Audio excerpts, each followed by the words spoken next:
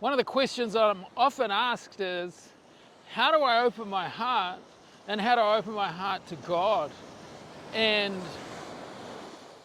that's a really good question, isn't it? And the answers are, none of it's easy if we've been operating out of our head the whole time, but the answers are quite simple, and it is a matter of practicing them. So one of the things to understand about the heart is the heart has a language. And part of the languages of the heart are things like that Jesus used when he taught. He taught and he taught. He used stories, he called them parables. So stories are a language of the heart. You know, if you think of his stories, they're very pictorial. And so pictures and they're very metaphorical. So metaphors and pictures and stories are languages of the heart. And when we engage in these things, our heart can open. See, these are the languages of the heart. And when we speak them, our heart is more likely to open. One of the things that opens my heart is being on this beach. So I come here quite regularly, and it's part of what opens my heart here. It's beautiful. So beautiful things open our heart. And there is one other aspect, because all these things sound really nice and beautiful and cute, don't they?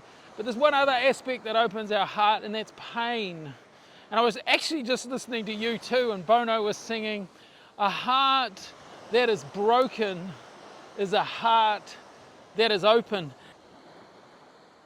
In times of pain and brokenness, although we don't like them at all, isn't it amazing what God can do in our hearts? Isn't it amazing the change that can happen in our heart? Where it's hurt the most, where we've been broken the most, it's been an opportunity for God's love to come into that space.